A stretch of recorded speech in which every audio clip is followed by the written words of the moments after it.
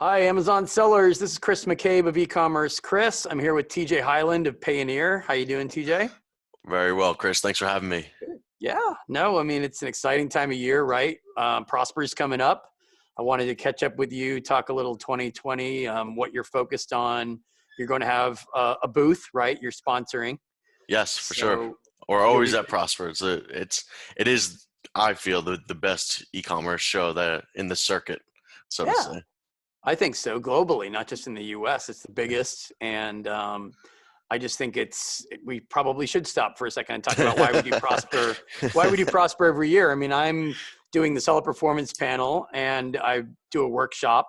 I'm doing a really challenging, interesting one this year. But why do I go every year? Why do I do it? I think it's because, and you, I guess, would agree that you're meeting good quality sellers who know how to run a business. Exactly. Yeah. I mean, why do you Well, go? well, I think it's just from the very beginning. It's just been an incredibly curated show, bringing in the top speakers, the top sponsors, the top webinars and topics, and everything has always been very timely. When you this year you're going to be talking about seller performance like that. Right. That's has been, but continues to be probably the number one issue that sellers have. Mhm. So the conversations that we have and the people that we meet, in the exhibit hall or just walking around the hotel, everyone's so engaged, everyone's so clicked on. Right. I learn just as much from sellers as I'm sure they take away from the sponsors and from the speakers. Yeah.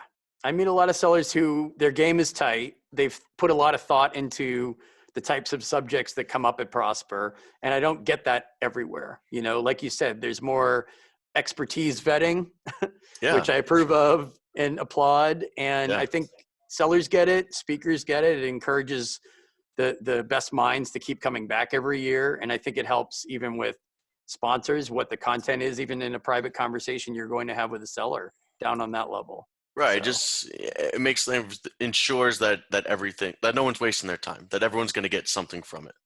right, exactly.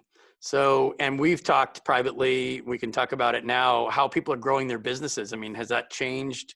Do you think from this year, 2020 versus 2019? Obviously, with the seller performance stuff, I deal with people who have to think about growth all the time because they might have an ASIN that's a top seller that got Right. suspended for 2 or 3 months, and maybe that impacts their cash flow. And maybe they rethink revenue for planning purposes. Or am I launching a new product, or will Amazon suspend that listing early and take that revenue away from me? So you're Yeah. talking to people about it from different angles, but kind of the same thing. For sure. I mean, we're seeing growth in sort of two ways. We're seeing growth on Amazon and we're seeing growth off Amazon. If we talk about the off Amazon, it's the diversification, and it kind of circles back to the seller performance and when is too much in terms of what can you risk or too much risk for your business. There's a lot of global marketplaces around the world with no one's really Amazon, but a lot are really similar in terms of the reach that they have. Yeah. So I've seen sellers for the last couple of years, and even more so, expanding off Amazon. Hmm. And I think it really circles back to the trend of when everyone sort of went from resellers to creating a private label or Right. brand, and now you're looking at using that brand, growing that brand, and potentially down the line an exit strategy. But to do that, Hmm. you can have all the product, you can have the notoriety, but if you want those repeat buyers and stuff like that, you're not going to get the same commitment as if you were selling on, say, your own Shopify store or your own website or in retail. So Right. if That's that's the great. off Amazon angle, just to carry on, if you Yeah. circle on the growth on Amazon, I think it's probably what we see more often, is expanding to different regions, but then also, like you said, different product lines or new products in the same line to make something complementary. We Right. we definitely saw that as something that was a big thing, and we recently launched our working capital product. So that's how kind of we're helping Amazon and Walmart sellers use their existing business to get alternative funding. Right. It's no hidden secret that Amazon sellers have issues with funding or cash flow to begin with, Right. and then funding to try and fix some of the cash flow problems. Hmm. Um, you know, they're not really bankable. It's a word that we used, you know. Right. So And there's not a lot of discussion about that, you know? I mean, we talk about it right, occasionally, but it's not a constant conversation the way account suspensions are, or, right. you know, I'm being attacked by a competitor using black hat tactics. I mean, those are things that are omnipresent, at least in my world, but you can always find a seller who's concerned, worried, and are they making the connection between, like you said, will this impact my growth in the Right. new year? Because there has to be some forecasting involved, and you have to consider all factors whenever you're forecasting any investment. So Exactly. So yeah. looking at different strategies that people have, and not every funding source is the right for everyone. And that's why I really feel passionate about what we do, and the one that we have is because it was designed for Amazon sellers specifically, and Mhm. Walmart sellers is who it's for. Right. But you know, we leverage the data that we have, the data that Amazon gives us, and from your sales history to underwrite your business and provide you with funding to grow Mhm. your business. We're just trying to get you from A to B to C to D, wherever you want to go. If you need, you know, 10 grand, great. If you need 500 grand, a Mhm. million, you know, we can work with that. So it's Right. just looking into these world, you know, everything's evolving, every company is evolving, trying to provide the best service for sellers, and you know, customized opportunities. And I think you know, a product like this is something that's super unique, that people are really into and really Yeah. engaged with already. Have you talked with a lot of people who are, you know, trying to expand to new regions as a means of protecting themselves in case they lose a region if their account's taken away? Because you're not necessarily suspended in all marketplaces, all regions. You could lose your U.S. account and still be selling in the U.K., for instance, and you're Right. dealing with currency exchange issues all the time. So you must talk to people about: are you planning on selling in the U.S. if you're German? Are you planning on selling in EU if you're in the U.S.? Has that Yeah. conversation changed over the last months or year? It definitely has changed from the US perspective of selling into Europe. Okay. And I would say that has to do with the European governments cracking down on Amazon, and thus Yeah. the sellers in terms of VAT and paying VAT. And I'd Right. say it was back in 2014, 15, 16, it was a bit of the Wild Wild West in Europe for US Mhm. sellers. I don't think everyone was necessarily playing by the books, and which Right. was not beneficial for the European sellers, right? So they had to play by the book. Same thing in the U.S., and I'm sure a lot of U.S. sellers have to play by the books, but there's, you know, international sellers that aren't. So Right. things are, you know, all the states are cracking down in terms of the way they do sales tax collection, which Taxes. Yep. which you know, as a U.S. based seller, you should be thrilled about that. You're Mhm. going to have to pay your taxes. It's just a matter of the how you do so. Right. Right. Right. So expanding to the UK, I do see people do it, and I think people definitely pulled back. It definitely Mhm. slowed down for a while, but now, kind of in the resurgence that I mentioned of creating a brand and your private label or your own product, and selling there to grow your product or grow your business, not just selling there to make sales. Right. Right. That Not makes without sense, right? not selling just for the sake of it. You've got a plan, and Right. you've got some strategy behind it. I like that you mentioned the resellers who are getting closer to, or maybe doing already, private label to protect themselves for the future. Because I mean, I'm seeing way more resellers suspended than private label. Obviously, it depends. I mean, there are plenty of private label sellers that have buyer complaints about product safety or item quality or item condition. I mean, those suspensions happen all the Of time. course.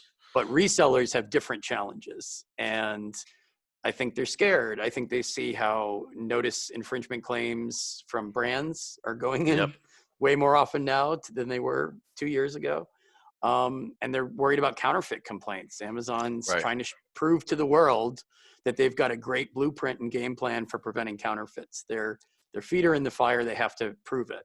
Right. So, and that sometimes means a reseller who's accused of counterfeit, that complaint gets rubber stamped as valid, pushed through the system. It's either a warning or maybe even an account suspension. So you must talk to people about that who are concerned about. Yeah, I mean, Yeah. I've known sellers for a couple of years. You know, one in particular comes to mind, has always sold cameras, all Mm-hmm. different types of, you know, electronics, but mostly cameras. And I was speaking to him just a couple weeks ago, and he's now still doing that, but Mm-hmm. is now getting into private label. And I said, oh, so are you doing like camera cases or something like that? No, he's starting to sell towels. Other stuff. Yeah. Completely out of, what he knows, what he's sold for the last, 10 years probably, just to diversify even more. So diversifying in the sense that, not just private label versus reselling, which is, Okay. the natural trend, but diversifying product lines, diversifying marketplaces too. So, Mhm. selling on Walmart and Jet and not just Amazon in the US.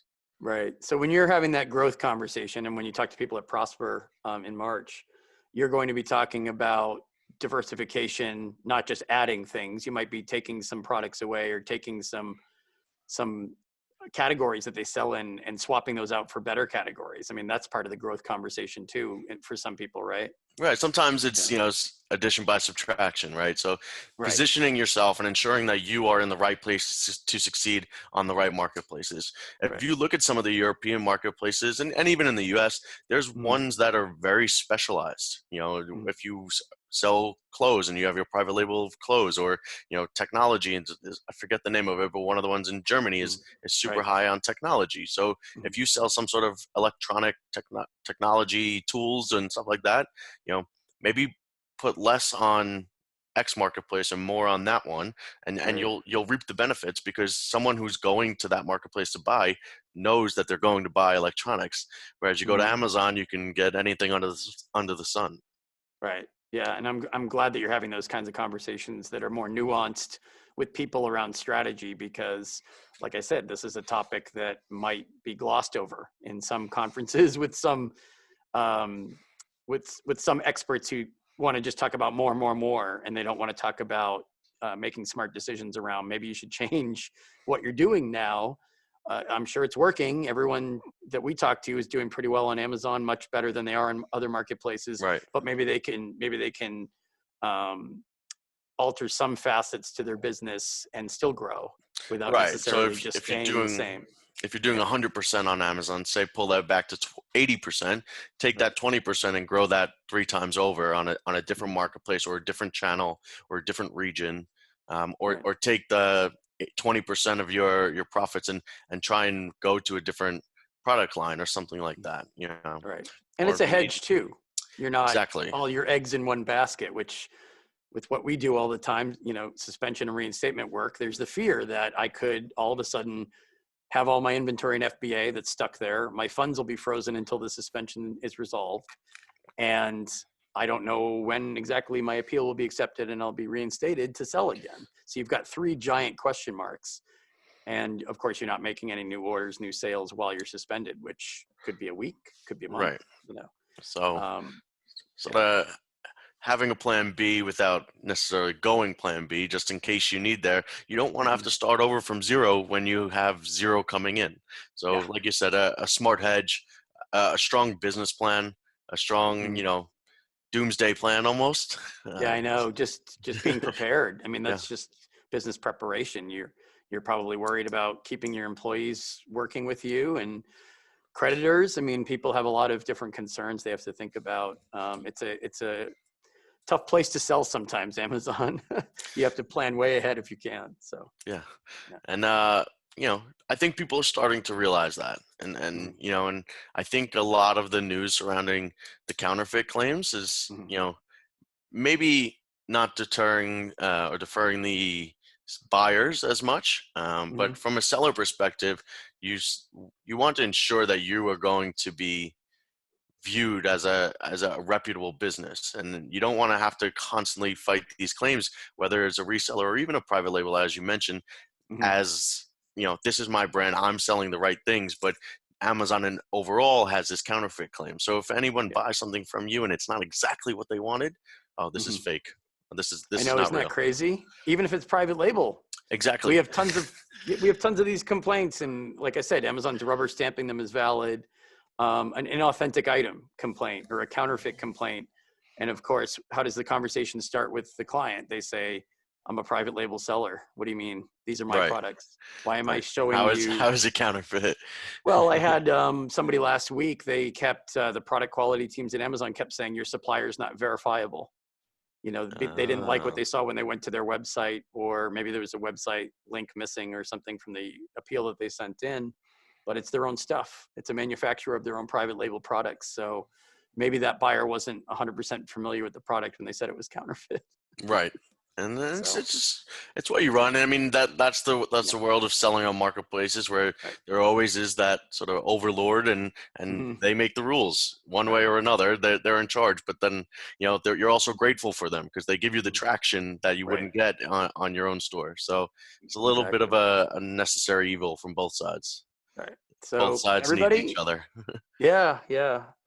So everybody, TJ Highland's going to be there with Payoneer at Prosper, and I'll be there on the solid performance panel and doing my workshop on how to protect yourself from being attacked by competitors and how to fend off black hat tactics. So be great to see you in Vegas. I'm looking forward to it. Absolutely. Just a little over 2 months, or a little under 2 months. Right. So we'll Yeah. see you in March, Chris. It'll be here before you know it. Don't worry. This time of year always flies by. There's always so Yeah. much going on, but Tons going on. it's good. It's Great to all catch good. up with you. You Yeah. too. Talk All to you right. soon. Thanks, Chris.